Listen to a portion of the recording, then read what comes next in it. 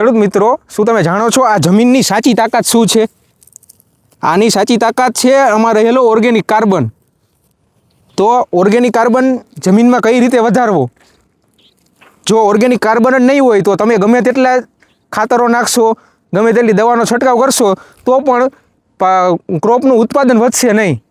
તો organic carbon વધારવા જમીનમાં શું શું કરી શકાય, ચાલો આજે આપણે જાણીએ. પહેલું તો જો તમે છાણિયું ખાતર પાયામાં નાખતા હોય તો તે વધારેમાં વધારે નાખવાનો ઉપયોગ કરો.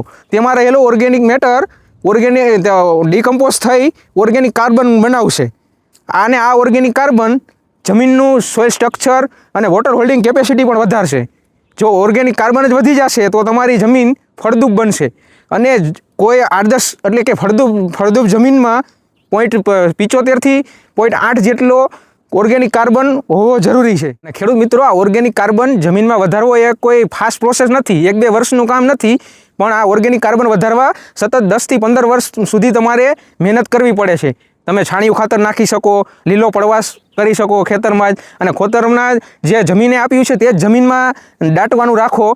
એટલે કે જમીનના જે તમારે પાક હાર્વેસ્ટ થઈ ગયા બાદ ક્રોપ રેસિડ્યુ વધે છે તે જમીનમાં જ નાખશો. આવું બધું કરવાથી તમે 8થી 10 વર્ષમાં તમારી જમીન ફળદ્રુપ કરી શકો છો.